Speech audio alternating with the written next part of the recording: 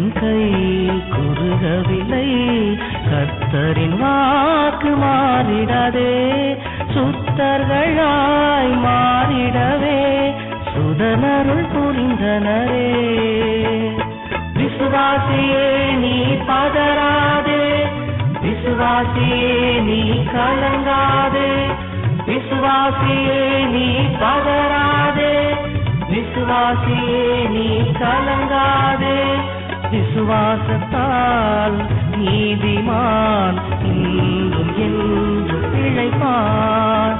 விசுவாசத்தால் நீதிமான் இன்றும் என்றும் பிழைப்பான்.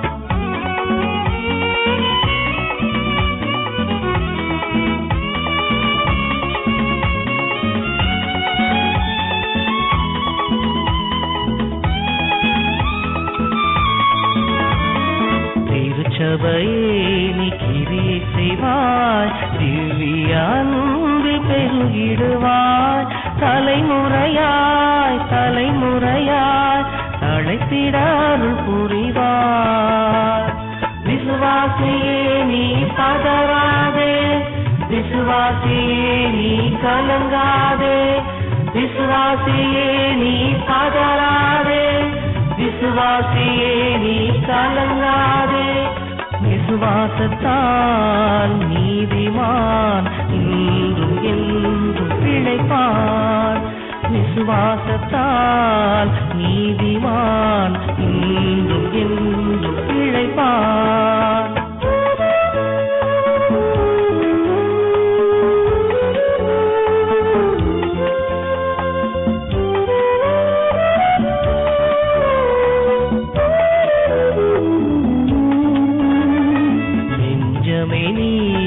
அஞ்சிடாதே, தஞ்சம் இயேசு உன்னரணே. தம் ஜனத்தை சீக்கிரமாய் தம்முடன் சேர்த்துக் கொள்வார்.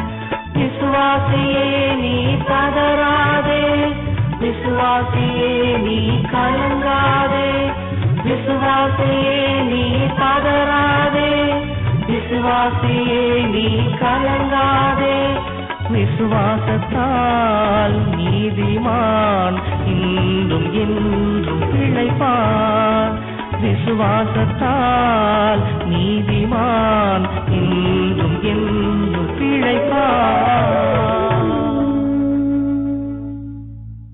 எங்களை மிகவும் அன்பாய் நேசிக்கின்ற எங்கள் நல்ல ஆண்டவரே, அருமையான ஆண்டவரே, இரவு வேளைக்காக உமக்கு நாங்கள் நன்றி செலுத்துகிறோம் சுவாமி. அப்பா, நீர் எங்கள் மத்தியிலே அசைவாடும், எங்கள் மத்தியிலே பேசும் ஆவியானவரே எங்களுக்கு தாரும். இயேசுவின் நாமத்திலே கேட்க நல்ல பிதாவே, ஆமென். ஆமென். போன வாரம் மன்னாவை பற்றி நாம் தியானித்தோம். மன்னா ஆண்டவருடைய ஜனங்களுக்கு தேவனாலே உண்டாக்கப்பட்டு கொடுக்கப்பட்ட உணவாக இருந்தது. ஆனால் அந்த மன்னா தேவனுடைய ஜனங்களுக்கு சில பேருக்கு அவ்வளவாக விரும்பத்தக்க உணவாக இல்லை என்று நாம் வேதத்திலே வாசிக்கிறோம். தேவனுடைய ஜனங்கள் அந்த உணவை குறித்து மிகவும் வருத்தப்பட்டு வேதனையோடு அதை அவர்கள் உண்டார்கள் என்று நாம் பார்த்தோம். அது கடவுளுடைய பார்வைக்கு ஏற்புடையதாக இல்லை. இப்போ ஆண்டவர் இந்த உணவை கொடுப்பதற்கு முன்பாக தன்னுடைய ஜனங்களுக்கு தேவையானதாக இது இருக்க வேண்டும் என்று நினைத்து அவர் எல்லா ஞானத்தோடும் அந்த உணவை அவர் படைத்திருப்பார். ஆனால் எதற்காக அந்த உணவை அவர்கள் வெறுக்கிறார்கள்?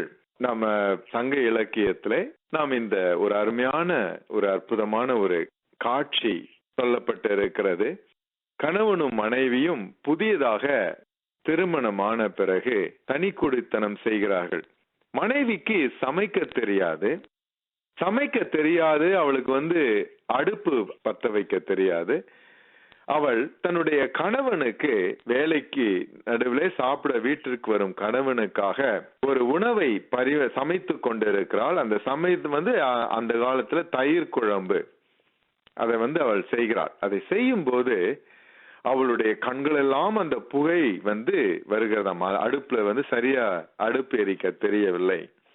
அந்த புகை அவளுடைய முகத்தில் வருகிறதாம். இவ்வளவு கடினமான அந்த நேரமா இருந்தாலும், கண்ணெல்லாம் எரிச்சல் இருந்தாலும், அவள் தனக்குள்ளாகவே சொல்லிக் கொள்கிறாராம், இனிது என்று சொல்லி என் கணவன் இதை உண்பான் என்று சொல்லி அதை நினைச்சுக்கிட்டே சமைக்கிறதாக ஒரு அற்புதமான ஒரு காட்சி வரையப்பட்டிருக்கிறது. தேவன் தன்னுடைய பிள்ளைகளுக்கு உருவாக்கி கொடுத்த இந்த அருமையான உணவு அவருடைய பார்வைக்கு அது எவ்வளவு அரிதான காரியமா இருக்கும். அப்படி அவர் அன்பை கொடுத்து அவர் தன்னுடைய பிள்ளைகளுக்காக உருவாக்கி கொடுத்த அந்த உணவு ஏன் ஜனங்களுக்கு விருப்பம் இல்லாமல் போயிற்று? உணவுனால அவங்களுக்கு உணவு அவங்களுக்கு உணவு மேல வெறுப்பா, இல்லை உணவை உருவாக்கினவர் மீது வெறுப்பா? உணவை உருவாக்கினவர் மீது நமக்கு அன்பு இருந்தால், நம்முடைய போக்கஸ் எல்லாம் அவர் மேல இருந்தால், நம்ம எந்த உணவு நமக்கு முன்பாக அந்த நம்ம ஆளை விரும்பப்பட்டவர்கள் வைத்தார்களோ அந்த உணவு ரொம்பவும் சந்தோஷமாக இருக்கும். உணவை கொடுப்பவர்களை நாம் வெறுத்தோம் என்றால், என்னதான் நல்ல அறுசுவை உணவை நம்ம இடத்துல கொண்டு கொடுத்தாலும் அது நமக்கு அவ்வளவா ஏற்புடையதா இருக்காது. தேவனுடைய ஆசீர்வாதமாக இருந்த அந்த மன்னாவை மனிதர்கள் வெறுப்பதற்கு காரணம், அவர்கள் தேவன் மீது வைக்க வேண்டிய அளவிற்கு அன்பு அவர்களுக்கு இல்லை. நம்முடைய வாழ்க்கையிலே கடவுள் கொடுக்கும், ஆசீர்வதித்து கொடுக்கும் காரியங்கள் நமக்கு ஏற்புடையதாக இல்லாமல் இருக்குமானால், நாம் அது வேதனையோடு அதை நாம் அனுபவித்துக் கொண்டிருப்போம் என்றால், நமக்கும் கடவுளுக்கும் இருக்கும் தொடர்பிலே ஏதோ ஒரு பெரிய பிரச்சனை இருக்கிறது என்றுதான் அர்த்தம். இன்னைக்கு கடவுள் அதை எப்படி அணுகுகிறார் என்பதை நம்ம பார்க்க போறோம். தேவன் எல்லா மனிதர்களுடைய இதயமும் அவருக்கு தெரியும். அவர் ஒருவரால் தான் நம்முடைய எல்லா மனிதர்களுடைய இதயத்தையும் தெரிந்தும் நம் மீது அன்பாய் இருக்க முடியும். மனிதர்கள் தன் மீது அவ்வளவாய் அன்பாக இல்லை என்று தெரியும். தான் கொடுத்த உணவை அவர்கள் அசட்டை செய்கிறார்கள் என்று அவருக்கு தெரியும்.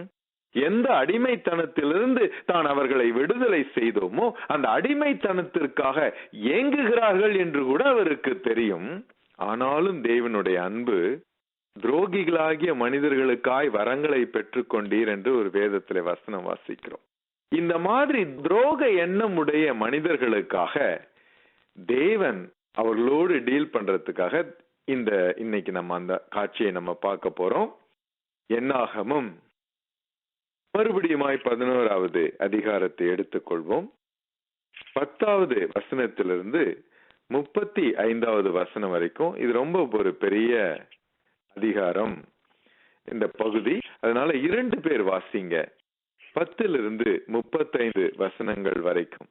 என்னாகமம் 11வது அதிகாரம் 10 முதல் 35 வரை. நான் 10லிருந்து 25 வரைக்கும் நான் வாசிக்கிறேன். அந்தந்த வம்சங்களை சேர்ந்த ஜனங்கள் தங்கள் கூடார வாசலில் நின்று அழுகிறதை மோசே கேட்டான். கர்த்தருக்கு மிகவும் கோபம் உண்டது. மோசேயின் பார்வைக்கும் அது பொல்லாப்பா இருந்தது. அப்பொழுது மோசே கர்த்தரை நோக்கி, நீர் இந்த ஜனங்கள் எல்லாரையும் உடைய பாரத்தையும் என் மேல் சுமத்தினதினால் உமது அடியானுக்கு உபத்திரவம் வர பண்ணினது என்ன? உம்முடைய கண்களில் எனக்கு கிருபை கிடையாதே போனது என்ன?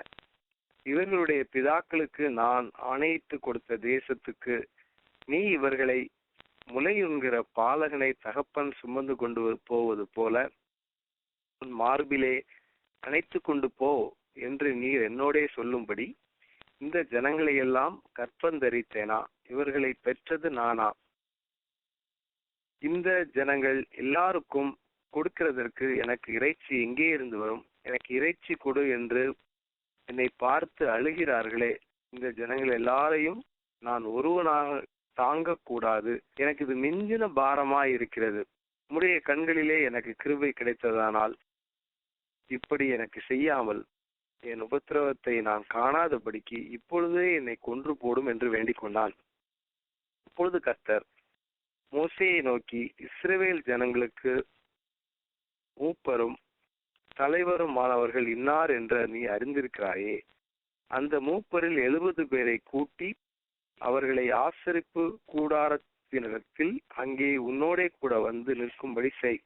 அப்பொழுது நான் இறங்கி வந்து அங்கே உன்னோடே பேசி, நீ ஒருவன் மாத்திரம் ஜனங்களின் பாரத்தை சுமக்காமல் உன்னோடே கூட அவர்களும் அதை சுமப்பதற்காக உன்மேல் இருக்கிற ஆவியை அவர்கள் மேலும் வைப்பேன்.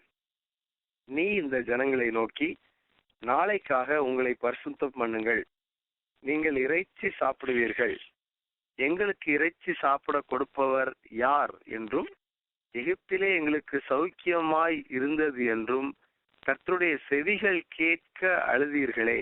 ஆகையால் நீங்கள் சாப்பிடும்படி கர்த்தர் உங்களுக்கு இறைச்சி கொடுப்பார். நீங்கள் 1 நாள், 2 நாள், 5 நாள், 10 நாள், 20 நாள் மாத்திரமல்ல, 1 மாதம் வரைக்கும் புசிப்பீர்கள்.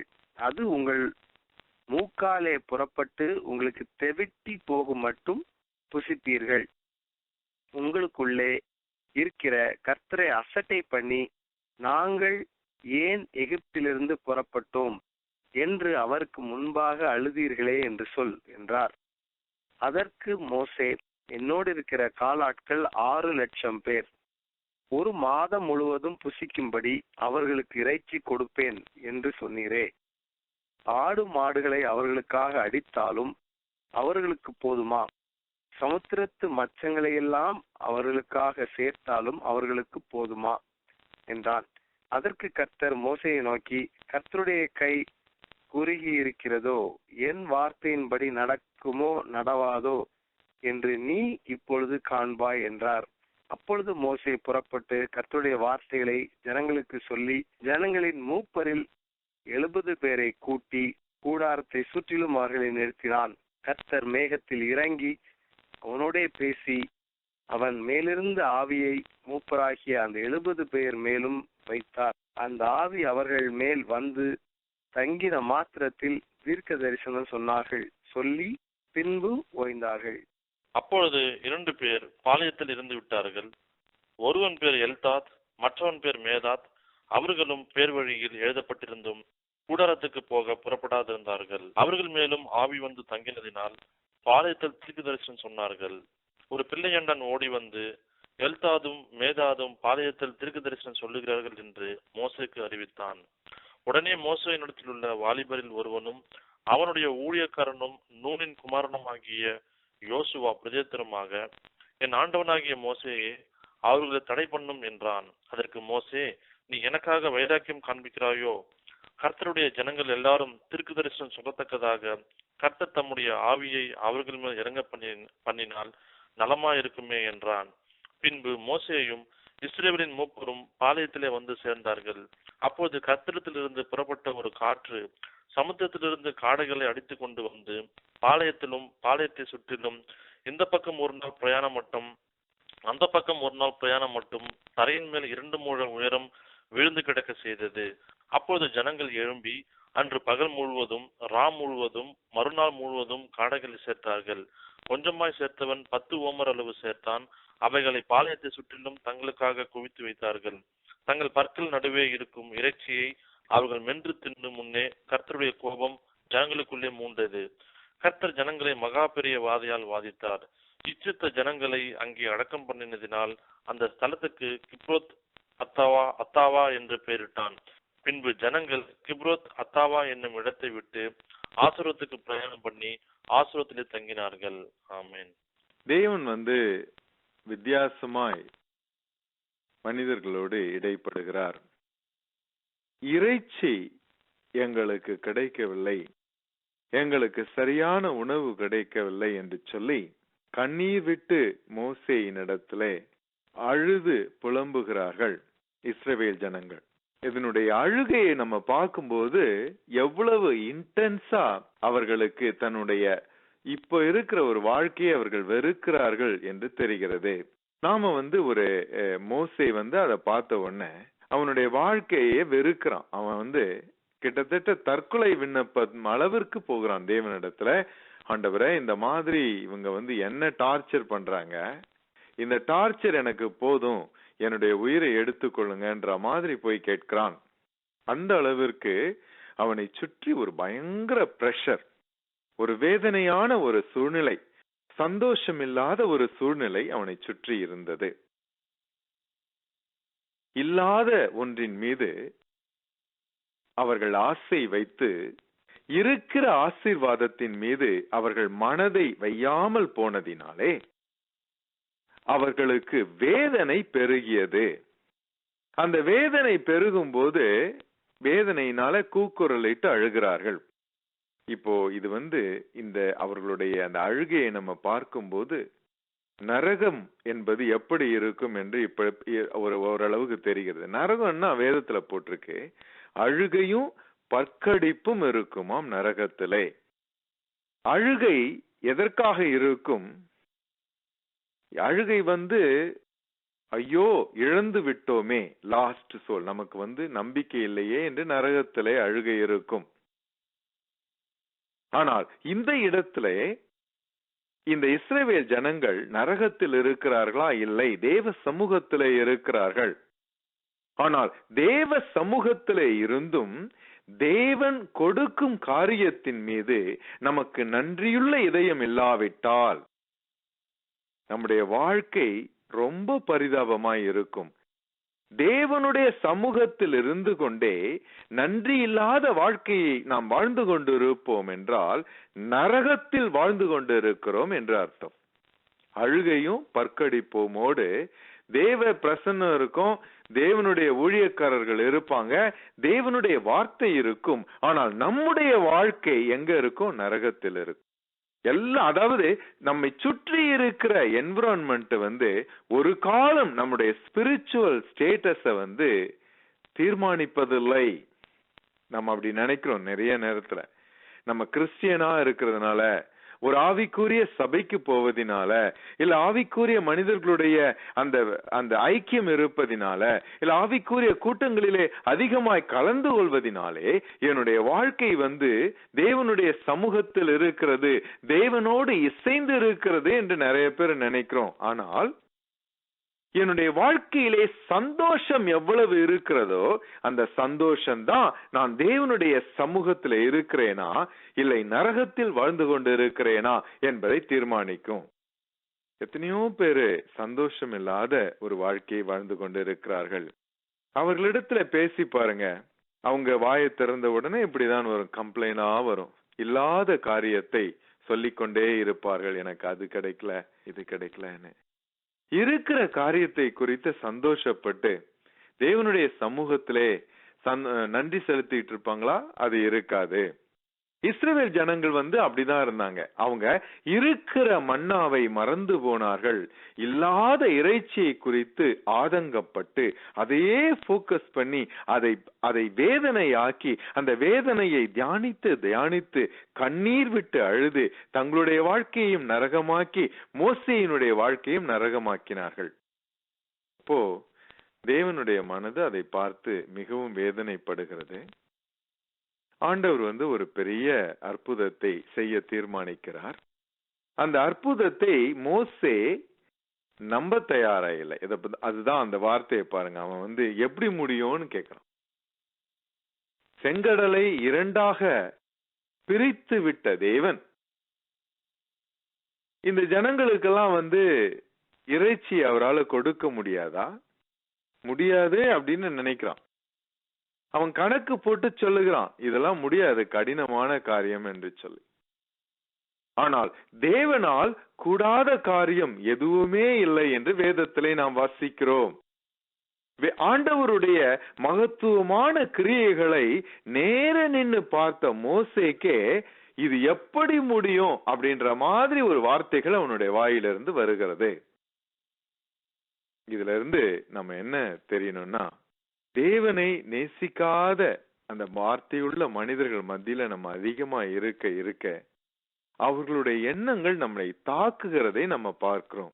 நம்முடைய விசுவாசம் கொஞ்சம் கொஞ்சமா நம்ம சுத்தி இருக்கிறவங்க இந்த மாதிரி நெகட்டிவாவே யோசித்து அழுகையும் பற்கடிப்புமோடு இருப்போம்னா அதே மாதிரி நம்முடைய வார்த்தைகளும் மாறிவிடுகிறது.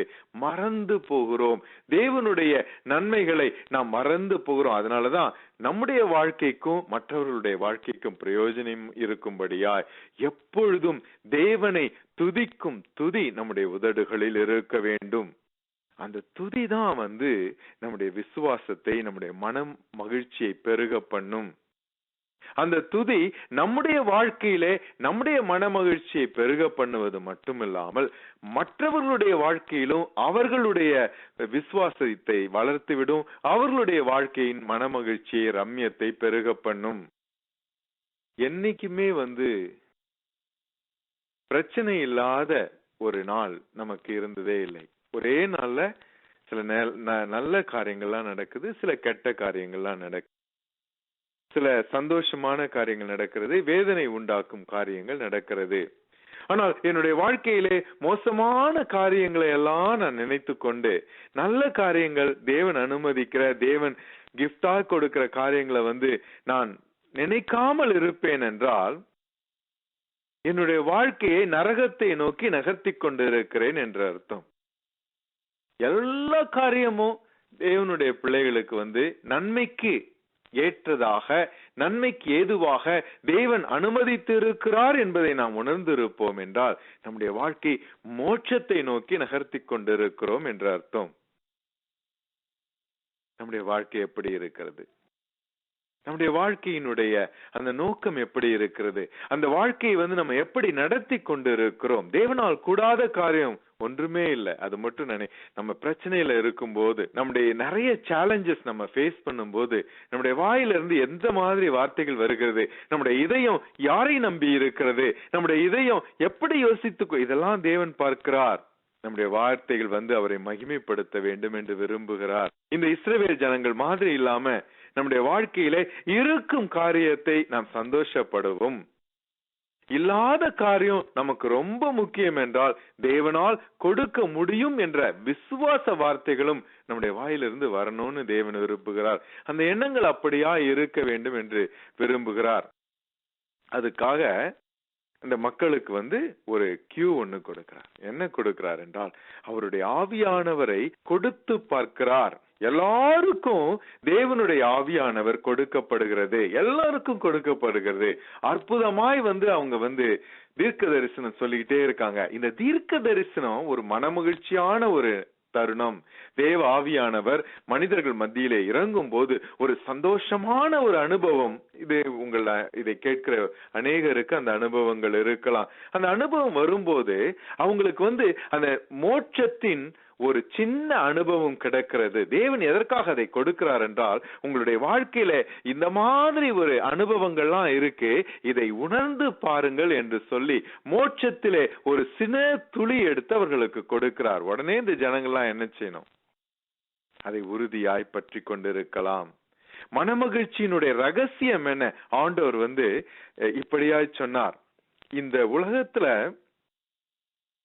கொடுக்கும் எந்த தண்ணீரை நீங்க குடித்தாலும் அது மறுபடியும் தாகம் உண்டாகும்.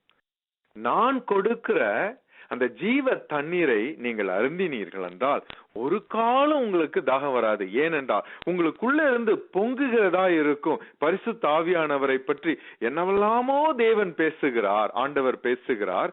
அவருடைய அனுபவம் அவ்வளவு சந்தோஷமாகவும் மன நிறைவு கொடுக்கக்கூடியதாகவும் மனமகிழ்ச்சியை கொடுக்கக்கூடியதாகவும் ரொம்ப பெரிய ஆசீர்வாதமாக இருக்கும் என்று வேதத்திலே சொல்லப்பட்டிருக்கிறது. அப்போ நம்முடைய வாழ்க்கையில எண்ணத்தை உடுப்போம், எண்ணத்தை உண்போம், என்ன அச்சீவ் பண்ணுவோம், எந்த நிறைவு இருக்கும் என்பது முக்கியம் அல்ல. மனமகிழ்ச்சிக்கு ஒரு பெரிய ரகசியம் அவருடைய ஆவியானவரினால் நிரம்பி இருப்பதுதான். இந்த ரகசியத்தை அந்த மனிதர்களுக்கு சொல்லிக் கொடுக்கிறார். ஒரு கிஃப்ட் மாதிரி கொடுத்து பார்க்கிறார். ஆனா வேதத்துல அவங்க அதை பிடித்து கொண்டதாக தெரியவில்லை. அவங்களுடைய போக்கஸ் எல்லாம் இறைச்சியின் மேலதான் இருக்கு. தேவன் ஒரு பெரிய அற்புதத்தை நடத்துகிறார். ஆனால் அவர்களுக்கு உணர்வு இல்லாம போயிடுச்சு. பின்னாடி இந்த சம்பவத்தை சொல்லும் போது அவர்கள் கேட்டதை கொடுத்தார், ஆனால் ஆத்துமாக்களிலோ இளைப்பை உண்டாக்கினார் என்று வேதத்திலே வருகிறது. ரொம்ப இன்டென்ஸா ஒரு உலக பிரகாரமான ஒரு காரியத்தை போக்கஸ் பண்ணி அதை நோக்கி போய்கொண்டிருக்கும் போது தேவன் கொடுத்து விடுகிறார். ஆனால் ஆத்துமாக்களிலே இளைப்பை கொடுப்பார் என்றால் அது ஆசீர்வாதமாய் இருப்பதில்லை. ஒரு பெரிய நடிகர் அவர் இப்படியாய் சொன்னார், நான் சிறுவயதாய் இருக்கும்போது திரைப்பட நடிகனாய் மாற வேண்டும் என்று விரும்பினேன். திரைப்பட நடிகனாய் வந்துட்டேன். அதுக்கு பிறகு நான் என்ன நினைத்தேன், நான் தேசிய விருது வாங்க வேண்டும் என்று நினைத்தேன். 1, 2, 3 நிறைய விருதுகள் வாங்கிவிட்டேன். 3-4 மொழிகளிலே நான் ரொம்ப பிரபலமான ஒரு நடிகனாக இருந்து வருகிறேன். ஆனால் என்னுடைய வாழ்க்கையிலே வெறுமை இருக்கிறது. என்னுடைய வாழ்க்கையிலே இவ்வளவுதான் வாழ்க்கையா என்று சொல்லி தற்கொலைக்கு நான் அடிக்கடி முயற்சித்துக் கொண்டிருக்கிறேன் என்றெல்லாம் அந்த நடிகன் தன்னுடைய பேட்டியிலே சொல்லி இருந்தார். அப்ப என்ன அர்த்தம்? இந்த மனிதனுக்கு எல்லாம் இருக்கிறது, அவன் நாடிய காரியங்கள் எல்லாம் அவனுக்கு கொடுக்கப்பட்டது, அதிகமாகவே கொடுக்கப்பட்டது. ஆனால் அவனுடைய வாழ்க்கையிலே இளைப்பு இருக்கிறது, அவனுடைய வாழ்க்கையிலே நிறைவு இல்லை. இறைச்சியெல்லாம் வந்துட்டா, கேட்டது எல்லாம் கொடுக்கப்பட்டு விட்டால், பெரிய மாட மாளிகையிலே வாழ்ந்து விட்டால் மனிதர்களுக்கு நிறைவு வந்து விடுமா, சந்தோஷம் வந்து விடுமா? இல்லை என்றுதான் தெரிகிறது. அப்படி இருந்தா எவ்வளவோ பணம் படைத்தவர்கள் ரொம்ப சமாதானமா இருப்பார்கள், அவர்களுக்கு பிரச்சனையே இருக்காது, தற்கொலைகளே நடக்காது. ஆனா அப்படி இல்லை. இந்த நாட்களிலே நம்முடைய இதயம் எதை நோக்கி போக்கஸ் பண்ணிக்கிட்டு இருக்குது என்பதை தியானிப்போம். இந்த உலகத்தின் காரியங்களை குறித்தா, இல்லை தேவன் நமக்கு கொடுத்த காரியங்களை வைத்து அவருக்கு நன்றி சொல்லி அவருடைய ஆவியானவரை நாம் வாஞ்சிக்கிறோமா, அவருடைய வழி நடத்துதலை வாஞ்சிக்கிறோமா, அவருடைய அன்பை வாஞ்சிக்கிறோமா? இந்த மாதிரியான கேள்விகளை நம்முடைய வாழ்க்கையிலே அடிக்கடி கேட்போம். தேவன் நம்முடைய இதயத்தை அவருடைய அன்பினாலே நிறைய பண்ணட்டும். அவர் மேல இருக்கிற நன்றியுள்ள உணர்வினாலே நம்முடைய இதயத்தை அவர் நிறைய பண்ணட்டும். நம்முடைய வாழ்க்கையிலே கொடுக்கப்பட்ட காரியங்களை வைத்து சந்தோஷப்பட்டு அவரை நோக்கி நன்றி அறிதலோடு நம்முடைய வாழ்க்கையிலே சந்தோஷமாய் வாழ கற்றுக்கொள்வோம், மனமகிழ்ச்சியாய் இருக்க கற்றுக்கொள்வோம். நல்ல ஆண்டவரே, இந்த நாளுக்காய் துதிக்கிறோம் சுவாமி. உடைய இரக்கங்கள் எங்களுக்கு கொடுக்கப்பட்டதற்காய் நன்றி.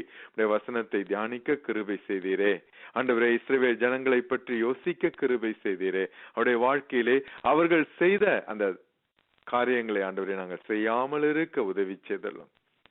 உடைய குமாரன் மாதிரி ஆண்டவரே, உடைய சமூகத்திலே இருக்கும் காரியங்களை குறித்து ஆண்டவரே சந்தோஷப்பட கர்த்தர் எங்களுக்கு அனுகிரகம் செய்தார். இயேசுவின் நாமத்திலே கேட்க நல்ல பிதாவே, ஆமென். ஆமென். ஆமென்.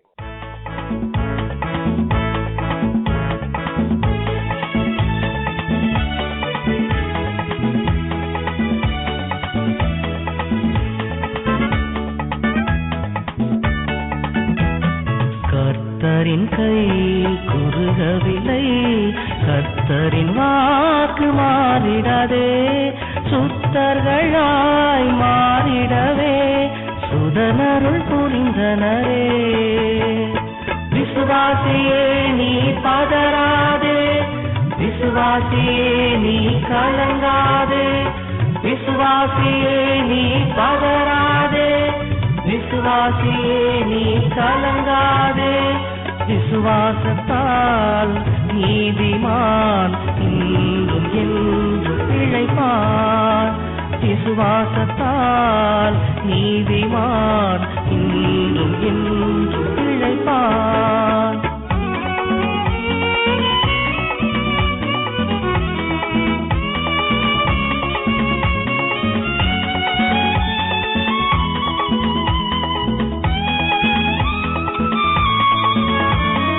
திருச்சபையே நீ கிரியை செய்வாய், திவ்ய அன்பில் பெருகிடுவாய்.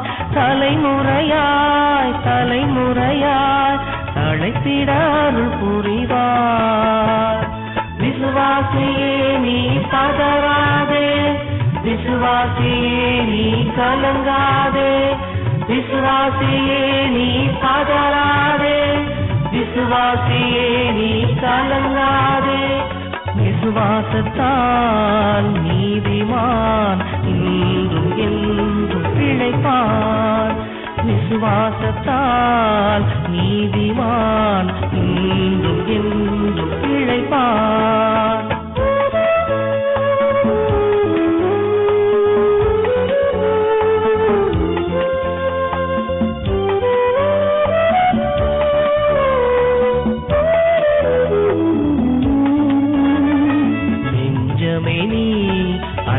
தேடாதே தஞ்சம் இயேசு உன்னரணே, தம் ஜனத்தை சீக்கிரமாய் தம்முடன் சேர்த்துக் கொள்வார்.